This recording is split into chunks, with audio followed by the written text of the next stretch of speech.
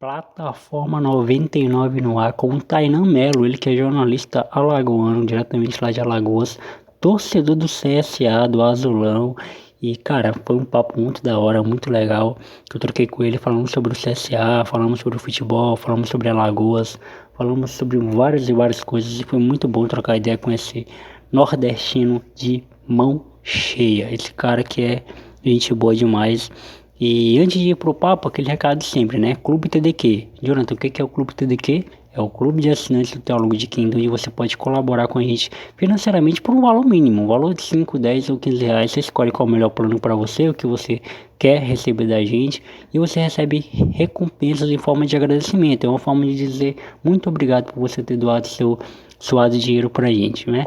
E aí você entra pro Clube TDQ, você pode entrar pro grupo do WhatsApp do Teólogo de Quinto, a gente conversa todos os dias, interage, você pode receber um podcast extra por mês, né? Você vai receber um podcast extra com o tema que você sugerir. Jonathan, eu quero que você grave um podcast sobre determinado assunto, então vai ser esse assunto que a gente vai gravar. Você é o nosso diretor, e também você pode receber uma janela da Amazon Prime Video. Jonathan, eu colaborei nesse mês, não vou colaborar no mês que vem porque eu não vou conseguir. Não tem problema, a janela da Amazon Prime Video vai continuar com você, beleza? Então é isso. Quer saber como fazer parte? É só entrar lá no nosso Instagram, @teólogo de quinta, tem uma aba de destaques, né, chamada Clube TDQ. Lá tem todas as informações de como você pode fazer parte, beleza? Então é isso, sem mais delongas, vamos para o episódio que está demais.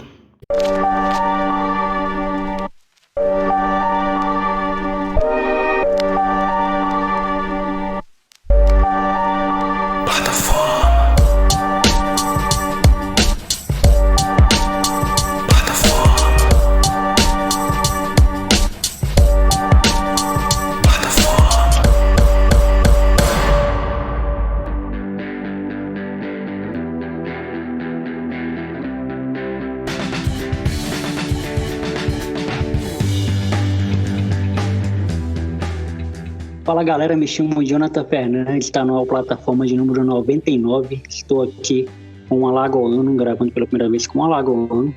E você que acompanha a plataforma há mais tempo sabe que a gente está numa trajetória aí para procurar pessoas nesse Brasil que a gente não conhece, lugares que a gente não conhece. E Alagoas é um lugar que a gente não gravou com ninguém ainda, não sabemos de quase nada de lá. E eu conheci o Tainan aí através de um grupo que nós estamos de futebol. E vai ser muito legal trocar ideia com ele, conhecer ele junto com você que está ouvindo esse episódio agora. Tainan, muito obrigado por você ter aceitado o convite, cara. Já chega se apresentando, diga quem você é, o que você faz, e obrigado por estar aqui. Eu que agradeço, Jonathan, o convite. Boa tarde, bom dia, boa noite a todos a quem nos escuta, independentemente do horário. Prazer falar com você e com todos que nos escutam. Eu sou jornalista aqui de Maceió. Eu trabalho no site chamado Vavel Brasil. O site é vavel.com.br. E também tem algumas colaborações para a revista Série Z e também alguns outros trabalhos que, vez por outra, aparecem, mas nada fixo. Às vezes uma participação em algum podcast, como estou fazendo agora com você, em algum texto, enfim. O que aparecer, a gente dá um pitaco, faz alguma participação e é muito bom estar falando com você, com o pessoal do Acre, bem como de outros locais que possam nos ouvir. Espero que seja uma conversa bem bacana, interação bem legal. Com certeza vai ser. Mano, a gente conversou antes, né? A gente estava tentando marcar já o outro dia, não deu, e acabou que ficou para hoje. E aí, o que a gente vai conversar? A gente vai conversar muito sobre o futebol, óbvio que é algo que nos une muito, né? Algo que nós temos em comum. Inclusive, antes de começar a gravação, eu estava assistindo futebol. Mas também a gente vai falar um pouco do Tainan, como pessoa física, óbvio. Vou falar um pouco de Alagoas, cara, que é um estado que eu queria que você falasse um pouco pra gente. De coisas aí, coisas que só quem é alagoano, só quem mora não pode dizer, né? Coisas que a gente que está de fora não conseguimos falar com propriedade. Então a gente já pode começar do começo. Tainan, você nasceu mesmo em Maceió, você é de Maceió, Você é mesmo de Alagoas? Você foi morar aí? Como é que foi a sua trajetória de vida aí até você chegar no jornalismo? Eu nasci em Maceió, a minha vida toda praticamente é aqui na capital, né? Embora meus avós e outras gerações acima deles cresceram no interior, mas é um dos muitos casos que eu acredito que aconteça também no Acre e que foi comum, ainda é, mas antes era mais comum, de uma família buscar melhores condições de vida e por causa de trabalho e por outras coisas, sai do interior e vai a uma cidade maior. Como meus avós eram de uma cidade aqui perto, duas cidades, na verdade, Capela e Cajueiro, são cidades aqui da Zona da Mata, de Alagoas, em média 1 hora e 15 de carro.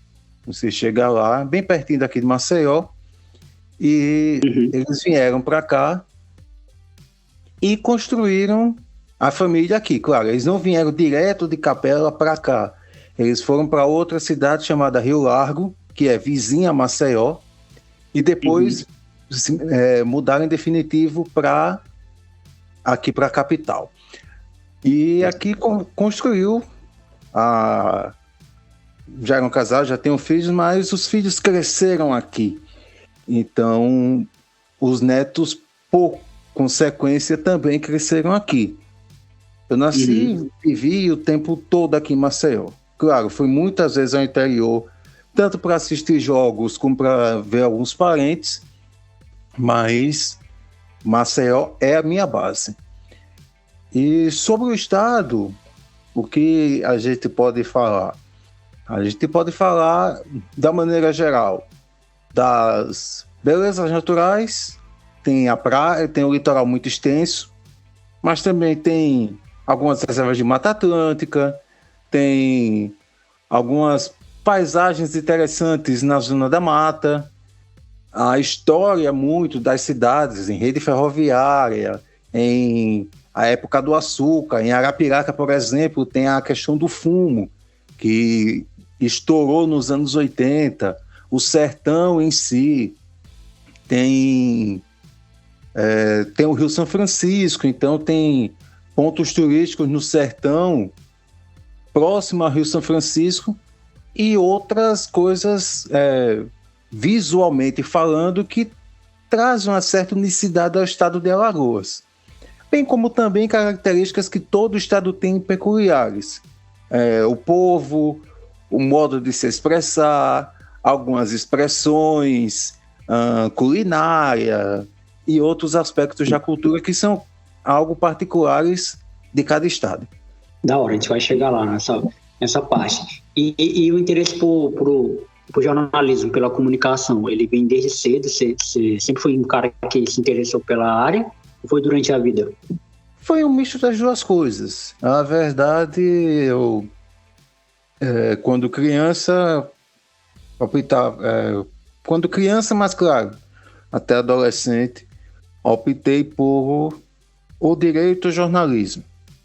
Tenho parentes que são jornalistas, então não é algo, a área da comunicação não é algo tão novo.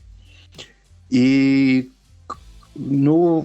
ainda antes do Enem tomar forma e ser o modelo praticamente nacional de ingresso ao ensino superior em relação a universidades públicas, aqui em Alagoas tinha o chamado processo seletivo seriado, que a gente chamava de PSS.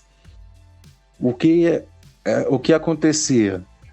Um estudante poderia fazer uma prova em cada ano do ensino médio, no final de cada ano, tipo PSS 1 para estudantes do primeiro ano do ensino médio, só com assuntos do primeiro ano, PSS 2 do segundo e o PSS 3 e a redação.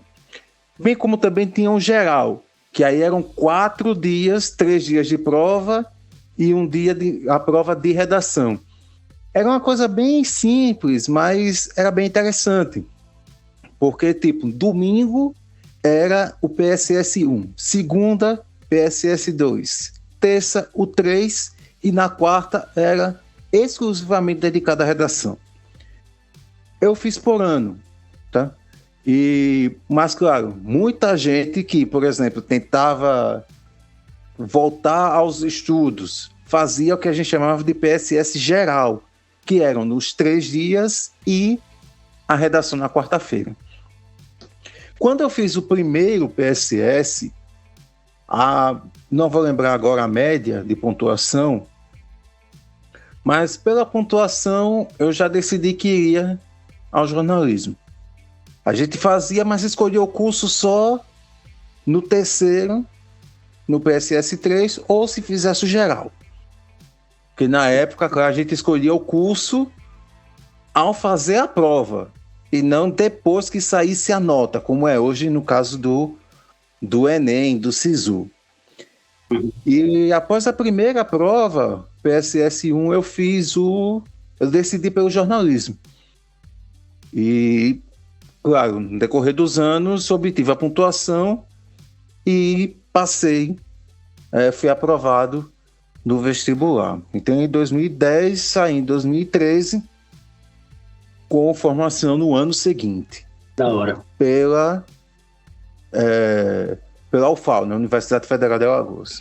É engraçado esse negócio de comunicação, né? Porque, assim, eu desde berço, não vou falar desde berço, mas assim, desde sempre, gostei da área de comunicação sem saber que eu gostava de comunicação. Por quê? Porque eu gostava de coisas afins, né? Eu gostava de assistir programas esportivos, eu gostava de assistir programas jornalísticos, por exemplo, um programa que eu amava, que só eu da minha idade gostava, era de Frente com Gabi, por causa da entrevista, né?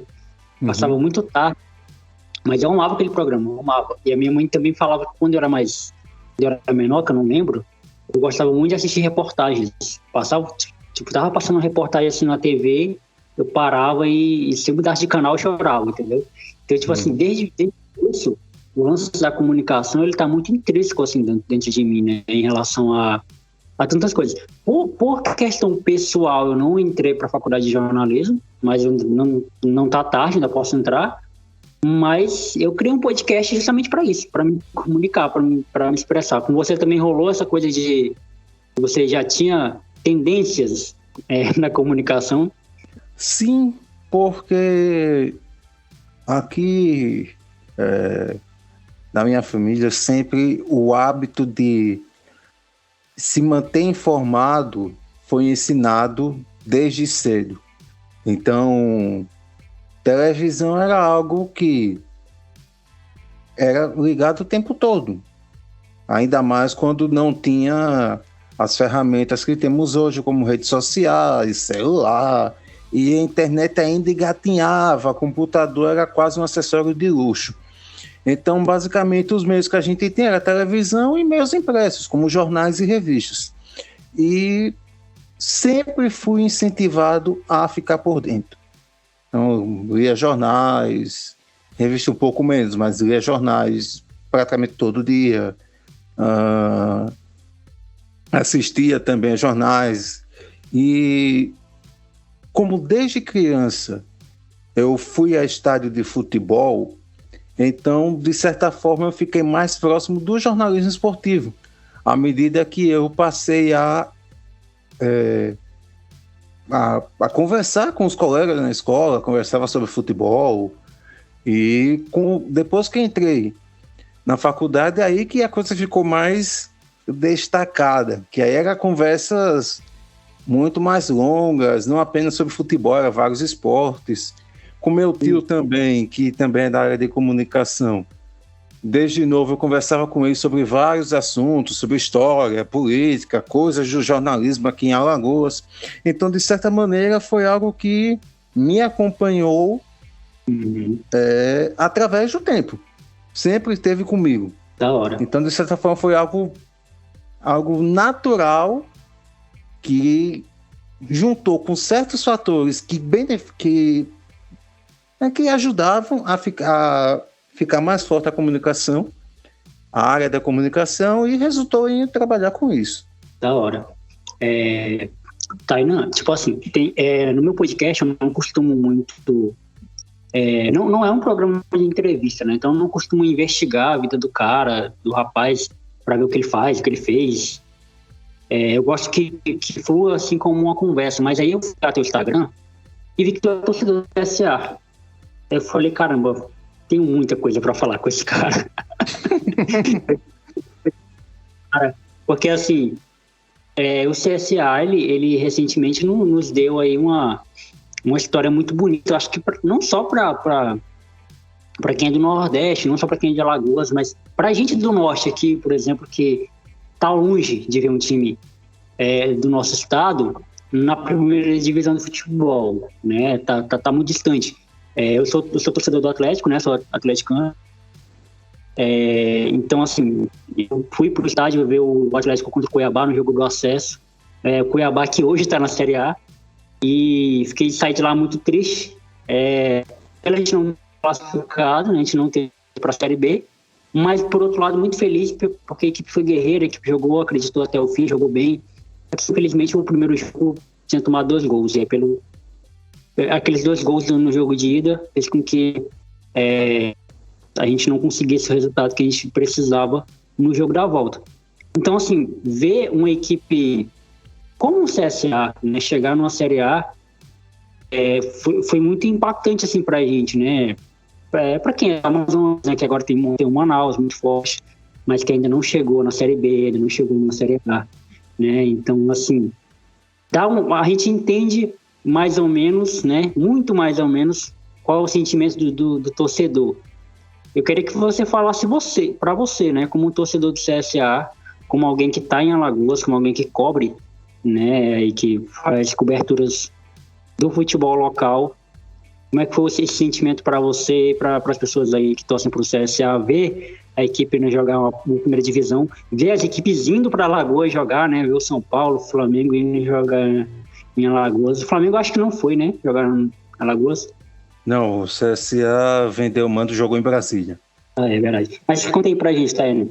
Rapaz, o feito por si só já é algo espetacular, único, né, no futebol brasileiro, porque um time em 2016 estava na Série D e em 2019 estava na Série A. Então é um salto muito grande, muito e rápido. Tipo, vários times já conseguiram, por exemplo, subir da D para B, talvez direto, ou às vezes passou 2 anos na C e subiu. A Chapecoense no começo, né, subiu da Série D para A, mas ela passou 2 anos na Série B, em 2012 e 2013, foi quando subiu. Então, foi um feito único. E assim, ninguém aqui imaginava que o CSA pudesse alcançar tal feito num prazo curto. Vou falar nem em 4 anos, porque aí era totalmente inimaginável mesmo. Mas a situação do time nos últimos anos, de orçamento muito curto, de fracassos em campo, de más administrações, de time ficar anos sem calendário no segundo semestre, ou quando tinha uma Série D para disputar, não ia tão longe, e às vezes nem se classificava e contava com desistência de outras equipes para poder participar na competição nacional. E aí era o time feito a todo custo, de todo jeito, sem ter uma organização. Então foi uma mudança muito grande. O mais cético e o mais otimista talvez nem imaginasse que seria uma ascensão tão rápida. E foi um feito muito grande, porque várias gerações, mais de uma geração, nunca viu o CSA nem na Série B, imagine na Série A. Tem gente que nem lembrava, essa geração mais nova, nem lembrava do CSA na Série C, para se ter ideia. Então, foi uma conexão de várias épocas, de gente de várias idades, vendo o time num papel destacável no cenário nacional. Porque o CSA não disputava a Série A desde 87. Então eram 32 anos sem disputar a primeira divisão. A Série B não disputava desde 92. Então era muito tempo. E aí, claro que foi um assunto badalado, repercussão nacional, internacional. A torcida ficou ansiosa porque tinha a possibilidade de ver o time na primeira divisão e receber, claro, grandes equipes de futebol brasileiro. Jogar contra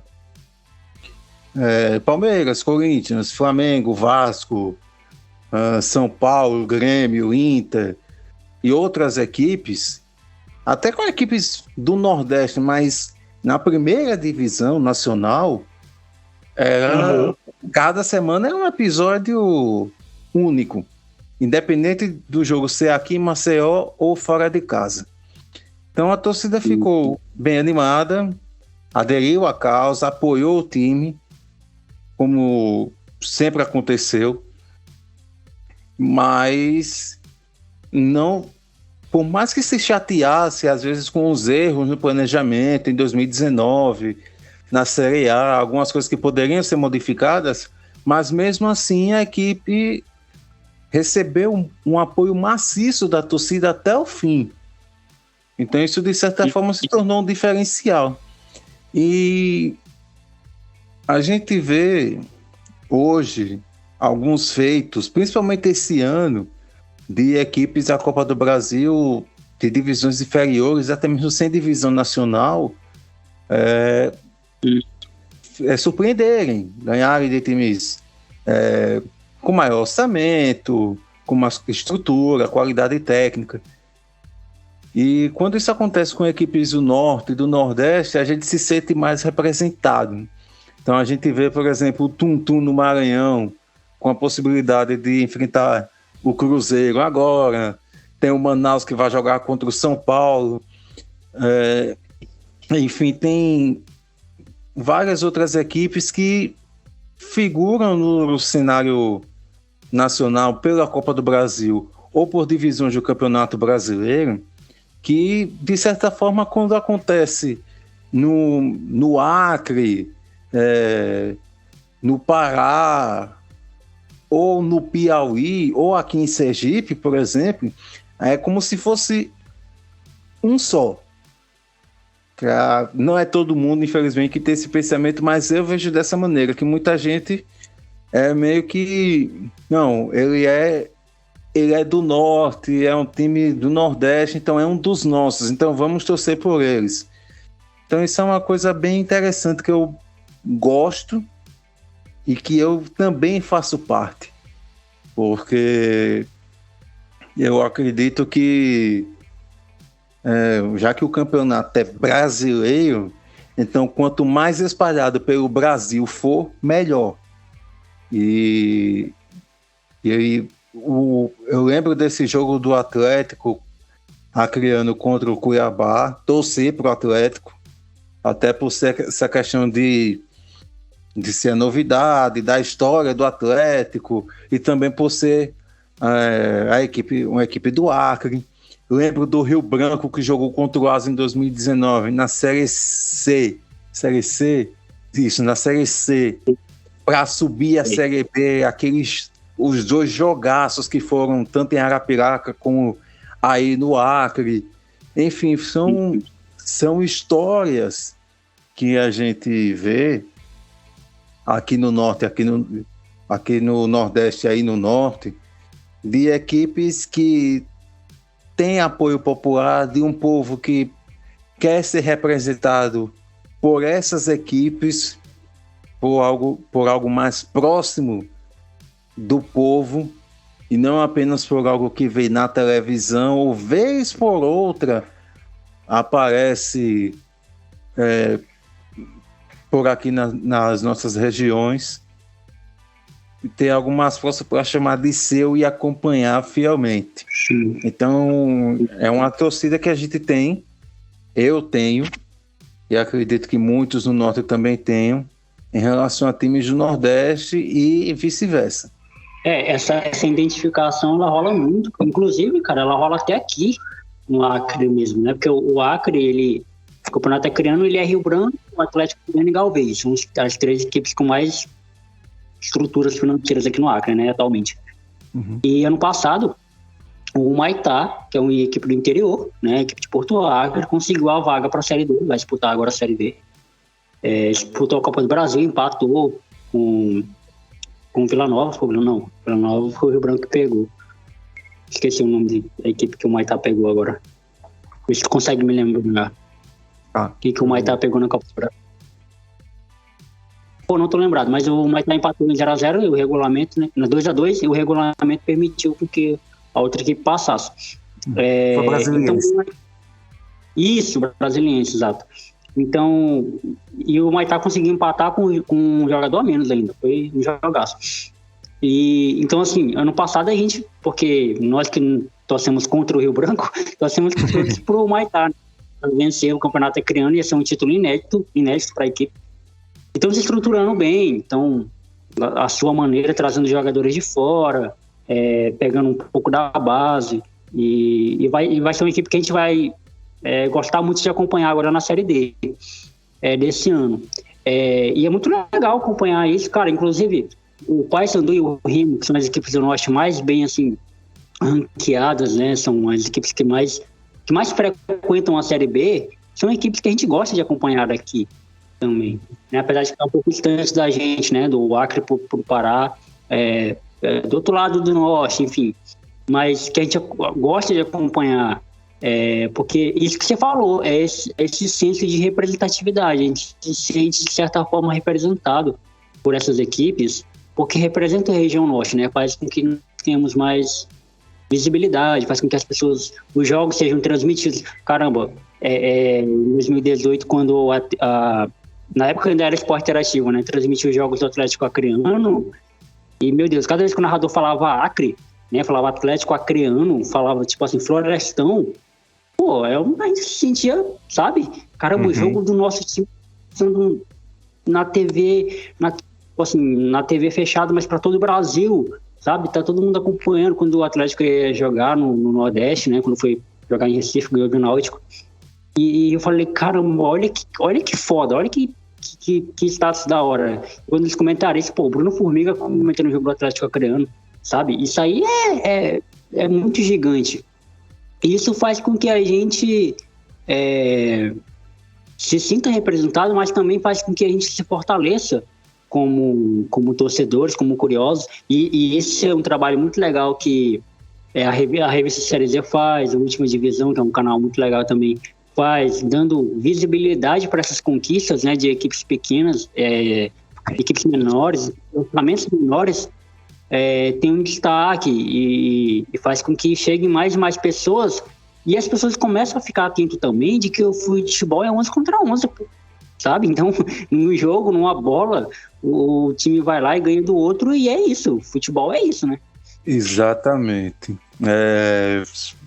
Foi uma época boa. Quem viu, quando o Esporte Interativo cobria Série C, Série D, alguns estaduais aqui no Nordeste, porque foi algo único. Nunca tinha acontecido. Quando eram jogos transmitidos na televisão, era praticamente do Sul, Sudeste.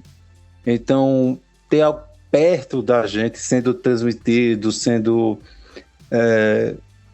acompanhado por uma equipe bem profissional, com bons equipamentos, com competência para falar sobre o assunto, foi uma época muito legal. A gente sente falta até hoje de ver essas competições, até para quem já estava acompanhando ou quem já estava acostumado, tipo o Campeonato Alagoano já tem alguns anos que estava na televisão, e outros campeonatos de maior visibilidade, maior audiência aqui na região, o fato de ter uma segunda opção para você acompanhar na televisão era meio que você trazer algo pro mundo atual. Não ficar apenas naquela coisa mais tradicional e primitiva de só acompanhar o jogo pelo rádio, de você ter poucas informações.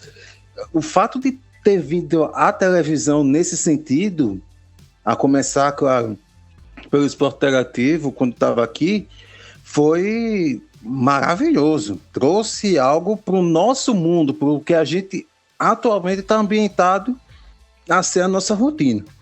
Foi maravilhoso essa época. Até porque é isso, né? Também, além de gerar identificação, faz com que os atletas eles tenham visibilidade, faz com que, pô, de vez em quando aparece um atleta aí, entre aspas, do nada. Aí a gente, pô, quem é esse cara? Jogou aonde? Ele é de onde? Ele é de que lugar?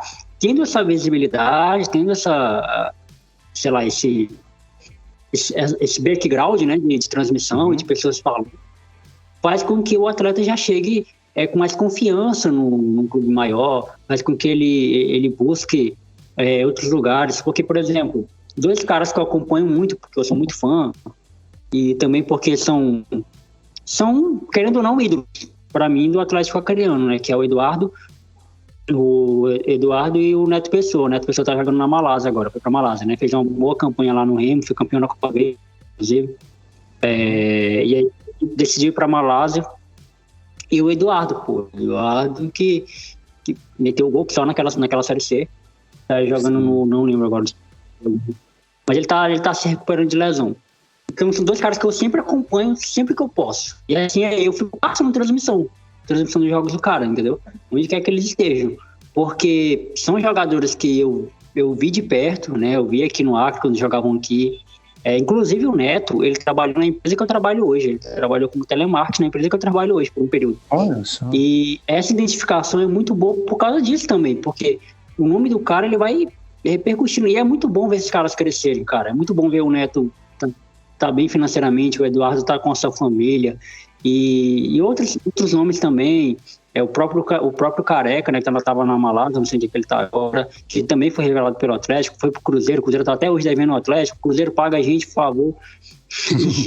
E aí, e isso faz com que gere isso, essa rede de conexões, porque a gente, pô, o Tainan, Jonathan, a gente conhece esse cara porque a gente tá toda hora atrás, você trabalha com isso, inclusive, como jornalista. Mas tem o cara que é o cidadão comum, que trabalha o dia todo, não tem tempo para olhar essas coisas, então, sei lá, não tem expertise para olhar essas coisas. Então, tendo um background, tipo assim, informações que o cara sente no sofá dele, liga a TV e tem lá um comentarista falando do Atlético, falando do Asa de Arapiraca, falando do CSA, do CSE, enfim, faz com que o cara olhe, caramba, interessante esse time aí, nunca tinha ouvido falar nesse time, né? Então, a Copa do Brasil também traz isso, né? Agora, isso aí é muito interessante. Verdade. É algo... Traz não apenas a questão do jogador e de uma equipe, mas carrega, de certa maneira, a ideia de representar o Estado. Então, traz visibilidade e traz atenção para o Estado como um todo. Então, por exemplo, se tem essa história do Humaitá, eu, para início de conversa, eu sou contra esse regulamento da Copa do Brasil na primeira fase de empate beneficiar melhor ranqueado. Primeira e segunda fase deveria ser nos pênaltis. Todos contra esse regulamento. Porque, assim, já tiveram surpresas, mas poderia ter mais. O caso do Humaitá, o caso de outras equipes que deram trabalho, como foi o caso aqui em Sergipe, do Lagarto, que é do interior de Sergipe, que jogou pra caramba contra o Figueirense, Mas o Figueirense tinha a vantagem do empate, sentou naquela estratégia e o jogo foi 0-0. Então o Lagarto jogou muito, mas não teve nem a possibilidade de ir aos pênaltis para tentar premiar um esforço de 90 minutos. O Atlético de Alagoinhas, no interior da Bahia, também deu muito trabalho ao CSA. Foi 1-1 o jogo, mas assim como o CSA perdeu muitas chances, o Atlético também perdeu. Então, os pênaltis, por mais que eu torça pelo CSA, e o regulamento beneficiou o CSA, mas para a justiça, para tornar menos desigual, já que é um time de uma estrutura menor quanto uma estrutura maior, até de investimento, tudo isso que fomenta um clube de futebol, os pênaltis poderiam muito bem ser um tirateima.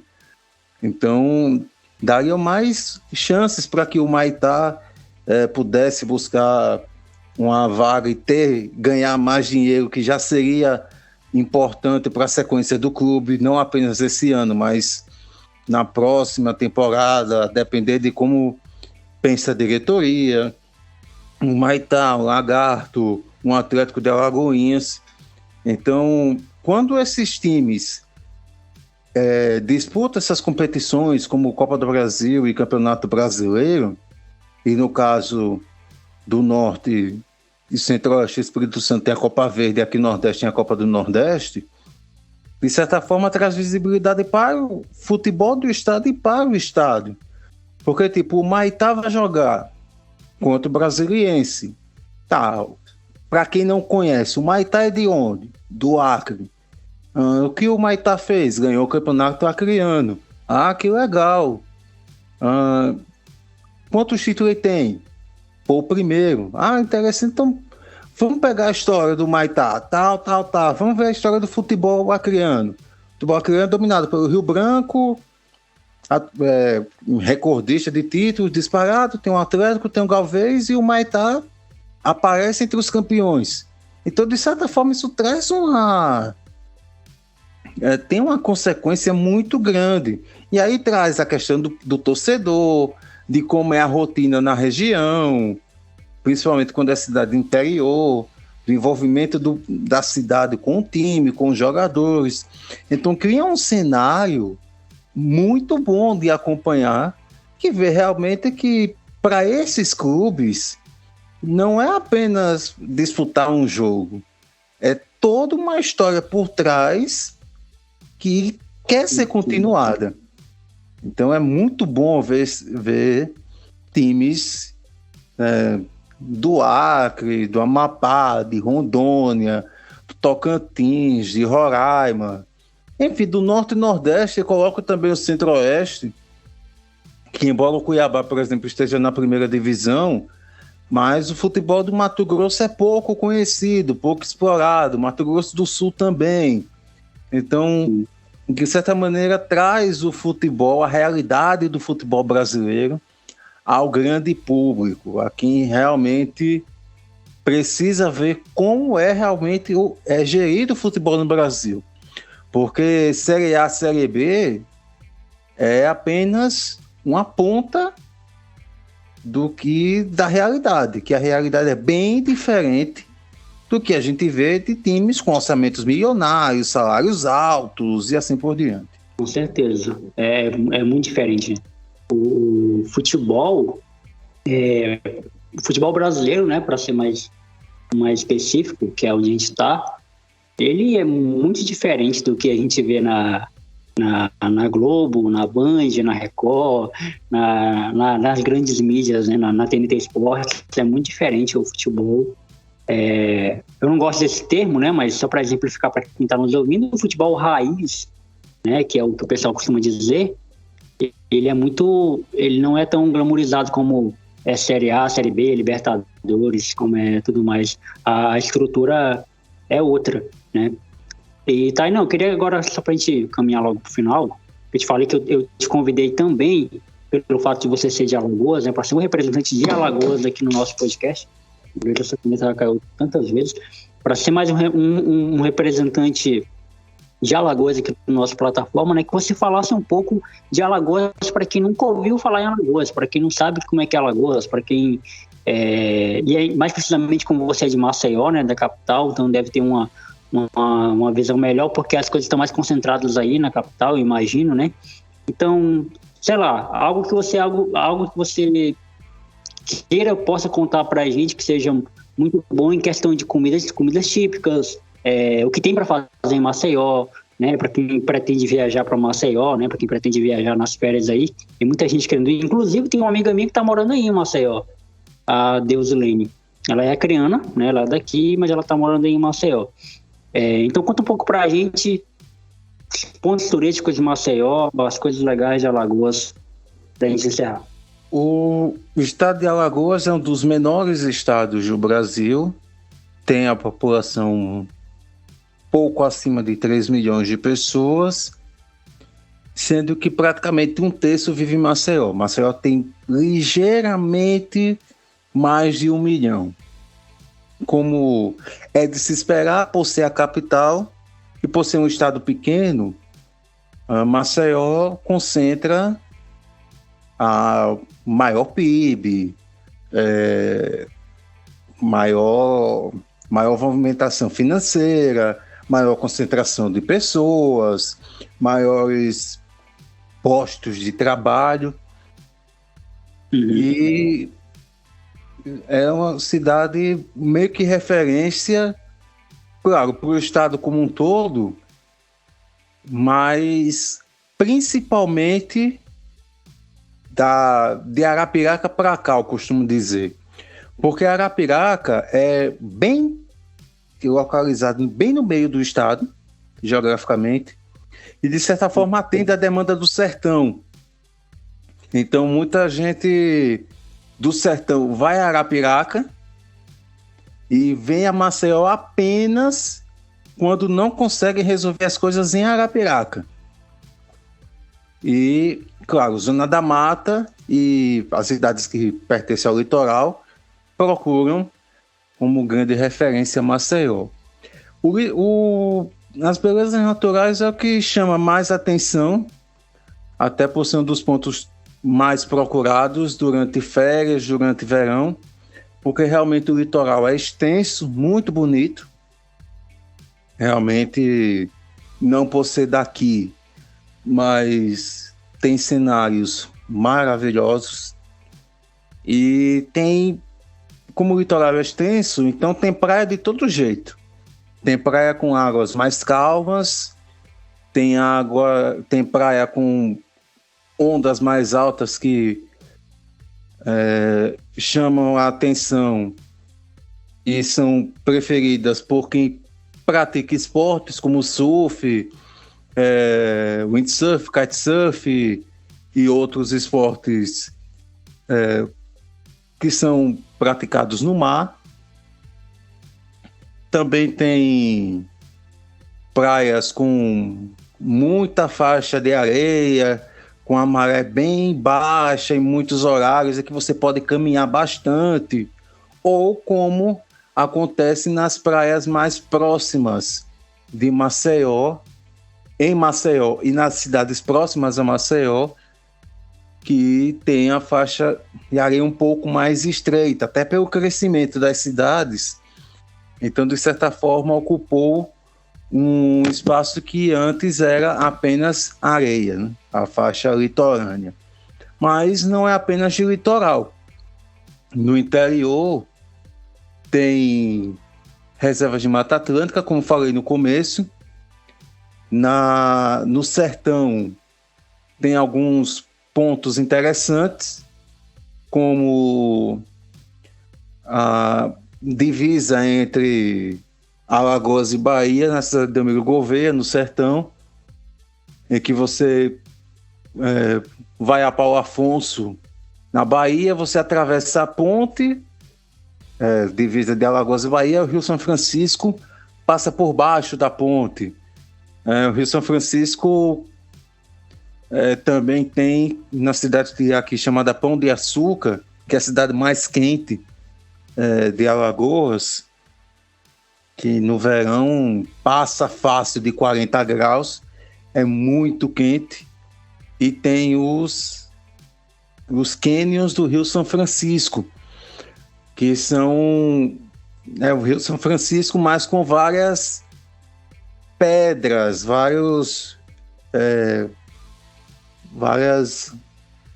como posso dizer, montanhas de pedra mesmo, em que tem vários passeios, em que você passa o dia todo e vai de barco, de catamarã, você passeia pelos cânions do São Francisco, além da usina hidrelétrica de Xingó, que fica na cidade de Piranhas, e Canindé de São Francisco, em Sergipe, onde fica uma empresa a usina hidrelétrica de Xingó, comandada pela Chesf, que é a companhia que administra aqui a região do Vale do São Francisco.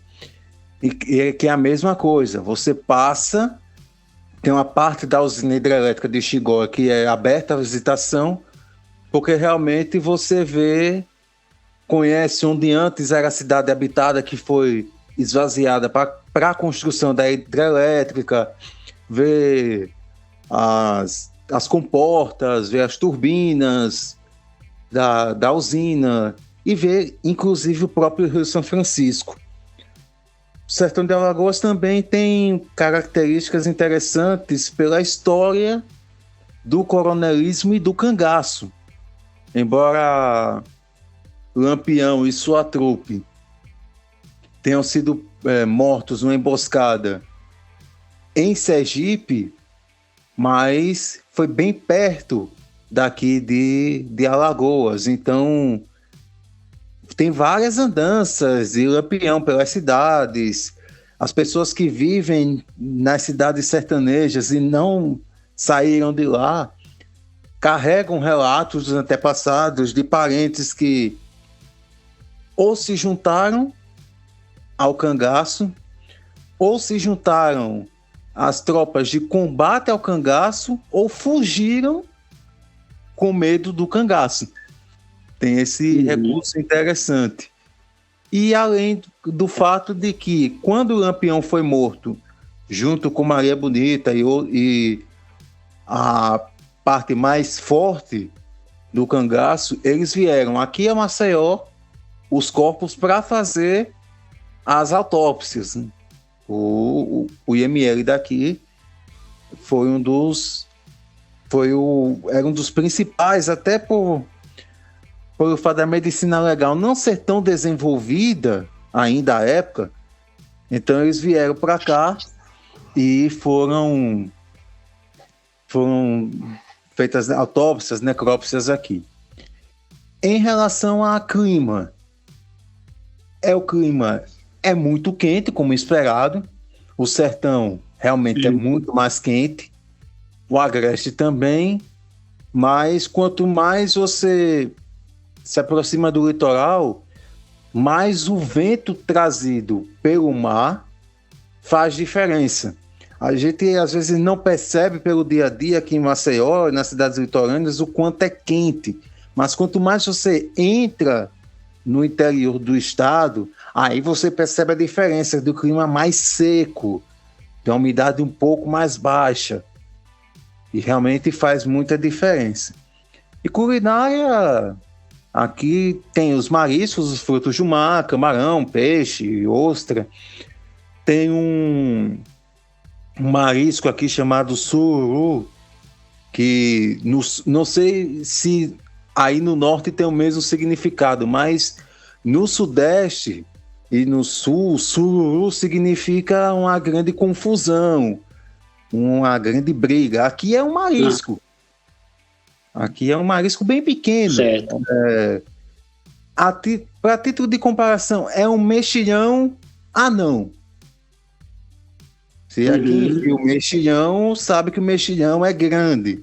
Então o sururu é um mexilhão bem pequeno, amarelo, da mesma forma, mesmo formato. Tem a casca, cresce na casca, que a gente chama aqui de capote, e faz várias iguarias, vários pratos com os frutos do mar. E quanto mais você vai para o interior, aí, claro, tem cultivo de mandioca, que aqui a gente chama de macaxeira, né? Cultivo de inhame, que é semelhante Uhum. a cará.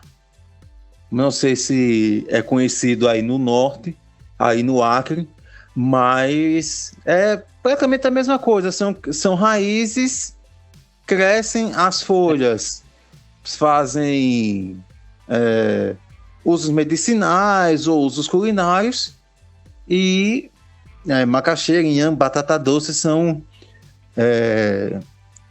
comidas do cotidiano. Além, claro, do cuscuz, que é milho, farinha de milho, milho ralado, e faz para ponificar a farinha do milho, que você junta numa panela, Uhum.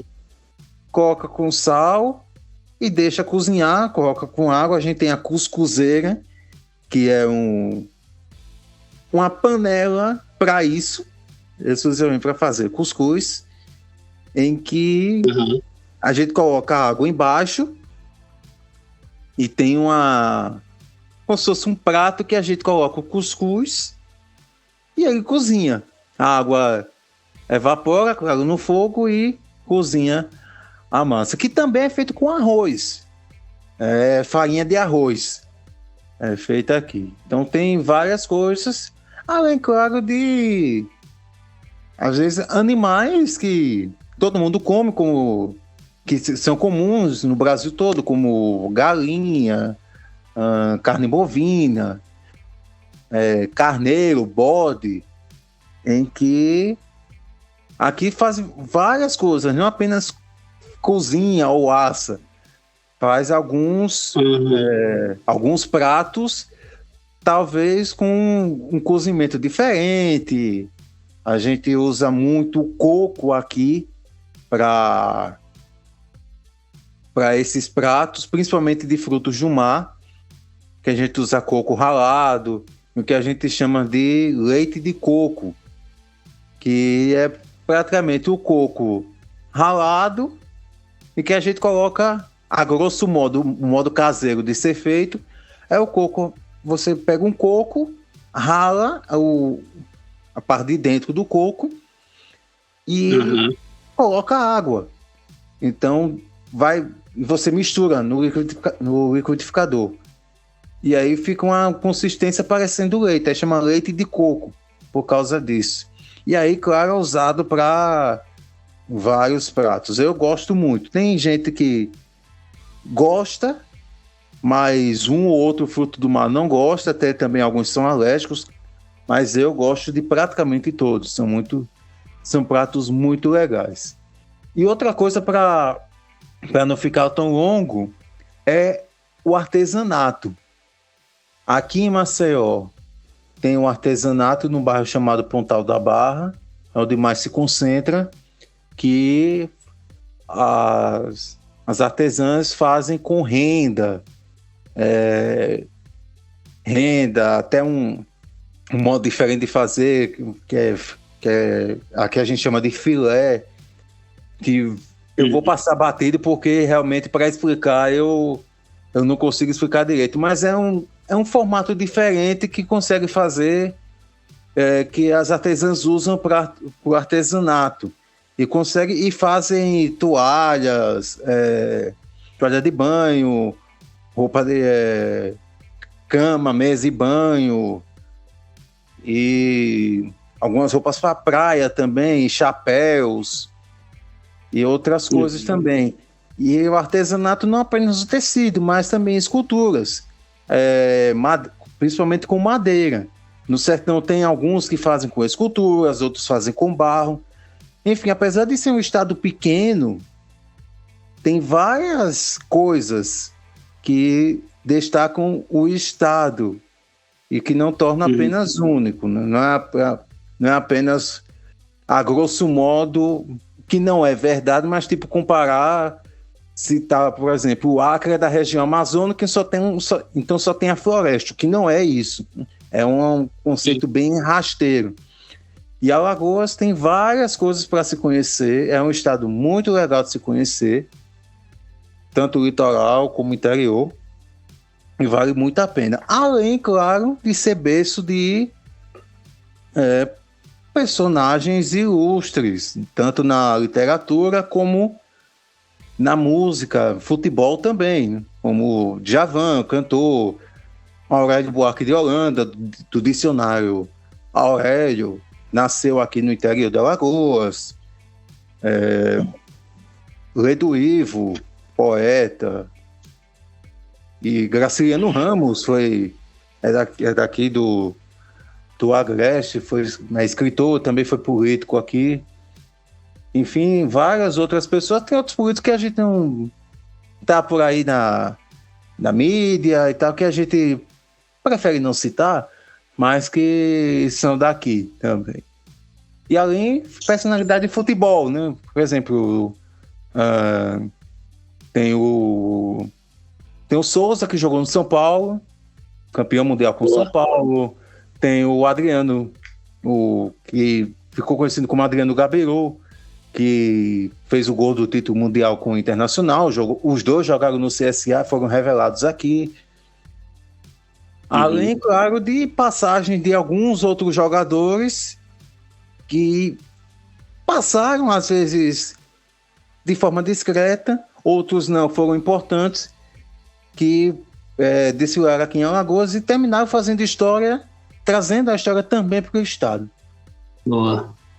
É isso que eu acho legal em conversar com isso de estados, é por causa disso, né? Que o cara, a pessoa que é da cidade, que é do estado, consegue falar com mais propriedade, também com detalhes e com o orgulho também de ser de onde é que é, que eu acho muito interessante. E essa minha ideia ela surgiu justamente porque eu sou apaixonado pelo meu estado, eu amo o Acre. E eu falei, caramba, não é possível que eu seja o único que amo o meu estado. Então eu acho que em cada estado do país tem uma pessoa que se identifica com o estado dele, que seria legal ouvir essa pessoa contar. E muitas coisas do que você falou aí, eu não tinha ideia, não fazia. Nossa, não só eu, né? Eu acho que quem vai ouvir também. Temos algumas coisas em comum, como a macaxeira, né? O cuscuz também, que aqui a gente... Toda vez que eu vou lá pra minha avó, inclusive fui lá pra minha avó nesse último final de semana, e ela falou, meu filho, amanhã eu vou fazer é porque aqui a gente chama de pão de milho, né? Mas é o cuscuz, o nome é cuscuz. Mas aqui a gente chama também de pão de milho. Amanhã eu vou fazer um pão de milho pra você com ovo. Quando ela falou isso, eu falei, meu Deus, estou no paraíso. Porque cuscuz é algo que todo nortista e todo nordestino ama muito. E a farinha também, né? Pô, a farinha faz parte da nossa alimentação. Comer sem farinha não dá. Rapaz, eu vou dizer uma coisa. Você prepara cuscuz, você coloca com a galinha guisada. Não sei se aí é o mesmo nome aí no Acre. Cozinha, coloca molho, caldo da própria galinha, aí coloca verdura, às vezes para cozinhar, tipo batata, cenoura, muita gente coloca, outros não. Cara, mas se você coloca com cuscuz, rapaz, pega o cara termina virando uma graxa, você coloca por cima, rapaz, é bom, viu? Com charque também, enfim, com tudo, é algo que você praticamente não vai colocar algo como acompanhamento que vai dar errado. É incrível isso, como é bom. Incrível. Cuscuz é algo que, meu Deus, é coisa de Deus mesmo, cuscuz, porque é algo muito, muito único. Tem uma coisa também, Tainá, porque eu gravei com a Maria Silva do Amapá, né, que ela foi representante do Amapá aqui no podcast, e aí teve um comentário lá no nosso YouTube, no nosso canal de cortes, onde teve gente que perguntou sobre a questão de moradia, né, como é que é o custo de vida, emprego e tudo mais. Então, já antecipando, né, que talvez as pessoas possam chegar no nosso podcast através desse corte, né, de como é que é Alagoas, antecipa aí pra gente também, para quem tá pretendendo ir para Alagoas, quem tá pretendendo morar em Maceió, como é que é o custo de vida, como é que é a questão em Maceió em relação ao emprego. É claro, vamos fazer um recorte do momento, né, a gente está falando de março de 2022. No caso, esse episódio está em abril de 2022. Mas como é que é a questão aí em relação à moradia? É cara? É barata? Por quanto você aluga um apartamento aí? Como é que é? Depende muito do que a pessoa pretende, né? Tipo, se a pessoa quer uma casa menor, às vezes 2 quartos, sala, cozinha e banheiro, ou quer algo maior, 3 quartos, garagem. Se quer um apartamento mais simples, um apartamento um pouco maior, um pouco mais de conforto. Em relação a outras capitais do Nordeste, eu coloco o custo de vida mais baixo em relação a outras capitais, principalmente que são as principais aqui, da mais destacada já região, Salvador, Recife, Fortaleza. São o custo de vida em relação a essas capitais é bem diferente. Em relação a emprego, moradia, as condições de vida, é um estado meio esquecido. Assim como são coisas que o Norte e o Nordeste conhecem muito bem. De ver muitas dificuldades, pessoas com renda, com pouca renda, às vezes recebe o salário mínimo e tem que sustentar a família com 1, 2, 3 filhos, às vezes só o chefe de família trabalha, a mulher cuida da casa, e faz uns bicos. Basicamente, a grosso modo, é essa estrutura. O setor de serviços, claro, é o principal. Comércio e serviços é o destaque. Estou trazendo recorte principalmente de Maceió, né? Que é onde essa movimentação é maior, onde tem mais comércio e tudo. As cidades que têm um comércio maior, posso citar por região, além de Maceió, as cidades vizinhas aqui, Marechal Deodoro, Rio Largo, são cidades em que, como Maceió está ficando pouco espaço, então as pessoas às vezes querem morar um pouco mais afastado. Então tem essas áreas nas cidades mais próximas, vizinhas aqui, que são construídos, ultimamente têm sido visados pelo mercado imobiliário, tanto para moradias populares como para condomínios de luxo. Porque aqui tem, claro, a parcela que vive em condomínios fechados, em condomínios mais luxuosos, com casas mais caras, com estrutura totalmente diferente, que atende uma parcela mínima da população. E isso é comum em todo o país. No interior, a coisa, embora, claro, tenha a classe A e B, tenha também, mas a depender do tamanho da cidade, isso fica ainda muito mais restrito a prefeitos e vereadores e seus parentes mais próximos, além de secretários e alguns servidores públicos. A depender da cidade, essas pessoas compõem a parte, por dizer, a população mais rica dessas cidades. Como Alagoas tem muitas cidades com pouca gente, porque apesar de ser um estado pequeno, dos menores estados, mas Alagoas tem 102 municípios. Então, porque realmente, eram grandes cidades que foram se desmembrando, cada um foi crescendo em partes mais afastadas e ganharam suas independências. Então se tornaram cidades, mas são cidades muito pequenas. Então, nesse caso, aí as cidades são mais dependentes de comércio, de feira, que tem muito ainda por aqui, feira livre mesmo, vende frutas, aves, verdura, roupa, comida, assim, no meio da rua, no fim da semana. Fim da semana ou do começo para o fim da semana. Tem uns dias já determinados em cada cidade, em que realmente tudo para feira livre funcionar. Que aí o povo vai às feiras, que realmente encontra coisa que a gente aqui na capital acha muito barato. Pelo preço, porque, claro, Isso. é uma outra realidade. É um outro custo de vida ainda mais inferior do que a gente já tem aqui na capital. Então, o serviço público se torna também mais dependente nessas cidades pequenas, de pessoas que trabalham em escolas, que trabalham em postos de saúde. Então, é uma coisa tradicional aqui, uma coisa comum nas cidades.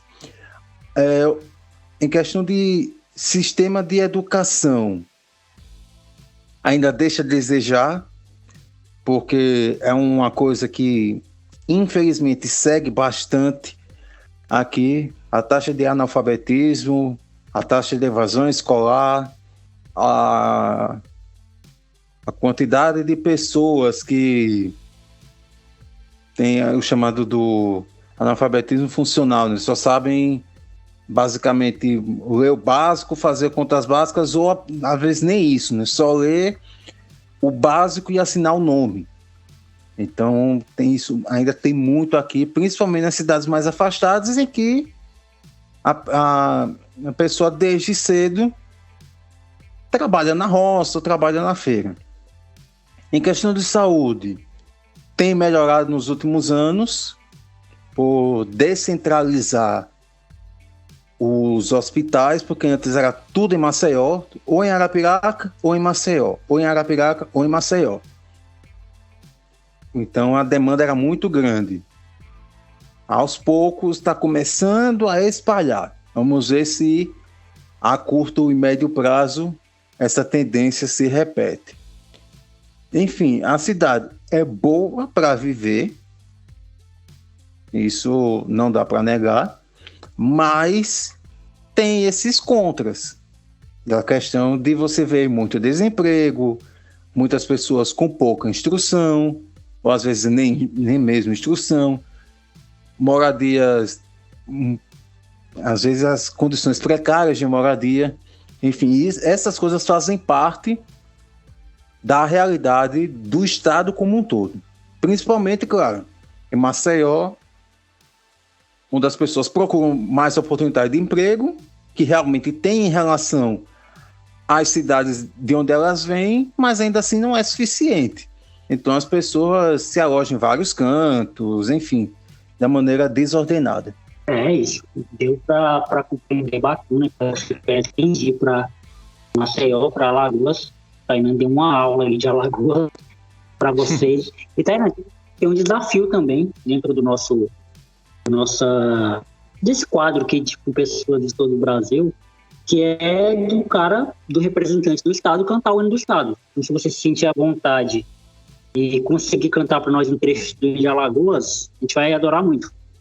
Sabe cantar o hino de Alagoas? Você, como um bom alagoano, sabe, né?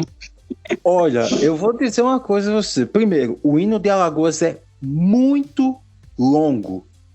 Tem partes do hino de Alagoas que eu conheci ano passado, para você ter ideia. É um hino muito longo. E, por incrível que pareça, poucas pessoas sabem. Você é um delas. Eu conheço pelo menos a parte mais... Fazendo a comparação, é como o hino brasileiro. O hino brasileiro é grande, tem duas partes, canta-se uma parte. Aqui tem várias partes e canta-se a primeira. Pronto, é a principal. E é algo muito pouco ensinado nas escolas, a história da Alagoas como um todo. Então, são detalhes que passam batido. Se você me perguntar, por exemplo, qual o hino de Maceió, eu não sei. E acredito que pouquíssima gente deve saber, porque realmente é algo que não é ensinado. Mas vamos lá. Antes de dispor a minha voz para citar o hino de Alagoas, porque cantar vai ser um horror, eu peço desculpas porque eu sou um horror em cantar, isso já deixo claro.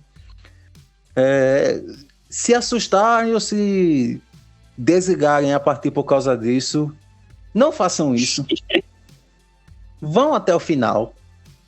Porque... Eu tô muito curioso. Porque, por favor, né? Você passou esse tempo todo e vai desligar com pouco minuto pro fim? Não faça isso. Então vamos lá. Outro detalhe. Assim como o hino brasileiro tem um longo prelúdio, até nem longo em relação a outros hinos sul-americanos, mas o de Alagoas é muito longo. Depois eu vou até passar para você, Jonathan. Depois você se consegue adicionar na descrição ou de alguma maneira o vídeo com o hino de Alagoas, porque aí as pessoas podem também ter acesso com a voz bem melhorada, porque não sou eu que estou cantando. Então vamos lá.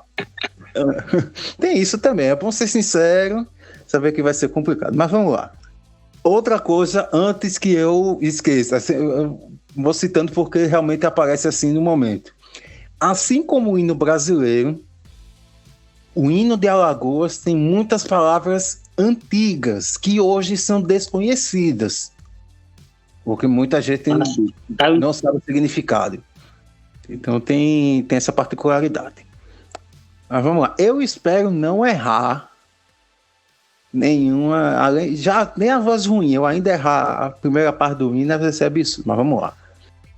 Não vai ter a melodia vocês podem acompanhar depois, fazer igual quem assistiu ao Chaves na infância, fazer igual o professor Girafales, Regina. 1, 2, 3, 4. Vamos lá. Alagoas, estrela radiosa, que refúgio ao sorrir das manhãs, da República és filha donosa, magra estrela entre estrelas irmãs, alma pulcra de nossos avós, como bênção de amor e de paz, hoje paira a fugir sobre nós, e maiores, mais fortes nos faz. Aí tem um refrão: tua liberdade formosa, gloriosa, hosana em tuas. Salve a terra vitoriosa, glória à terra de Alagoas. Tua liberdade formosa, gloriosa, hosana em tuas. Salve a terra vitoriosa, glória à terra de Alagoas. Essa é a parte. Eu errei o refrão, porque na primeira é salve a terra gloriosa e depois é salve a terra vitoriosa. Eu troquei, mas quando fui na hora da troca, eu confundi. Mas é basicamente essa parte que é entoada e que é cantada em cerimônias públicas, tá? Então a parte mais conhecida é essa. Mas aí o hino é bem mais longo, a depender de como ele seja tocado, a melodia pode se estender para uns 4, 5 ou 6 minutos. Aí realmente não tem como saber, mas é por aí. Eu peço, mais uma vez eu peço desculpas pelo estrago na minha voz e pelo erro, mas atendendo ao pedido, né? Então, vamos lá.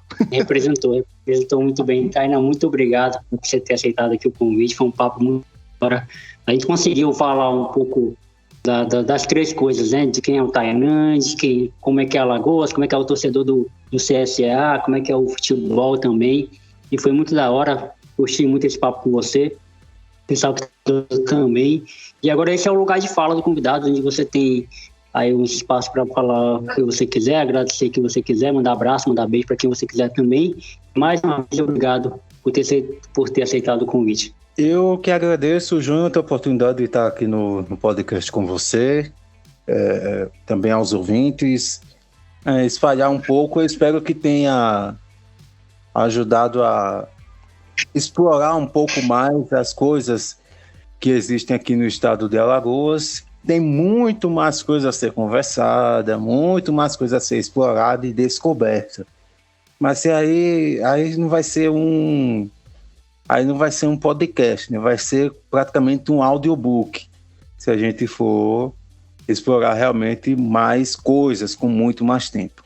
Mas eu espero que tenha sido suficiente para, pelo menos, passar algumas informações gerais, um conhecimento básico. Agradeço o convite mais uma vez. Agradeço também aos ouvintes que irão destinar um pouco do tempo para conhecer um pouco mais sobre o Estado. Novamente, peço desculpas pelo papelão de minutos atrás, mas de uma certa maneira acompanhem ou sigam acompanhando a plataforma e fiquem por dentro mais dessa ideia até interessante. É muito bom trazer esse assunto, características dos estados, para conhecimento de mais pessoas. É bem interessante. E quem quiser me acompanhar, os trabalhos por onde eu faço, as redes sociais, @Tainan de Melo, T-A-I-N-A-L, ou melhor, T-A-I-N-A-N, de Melo, com um L só, e tanto no Twitter como no Instagram. E, claro, tem as minhas colaborações na revista CLZ, tem as minhas colaborações na Vavel Brasil, vavel.com/br. Vocês podem acompanhar não apenas o meu trabalho, mas como o trabalho de toda a equipe. E em breve mais novidades, tá? A partir de abril,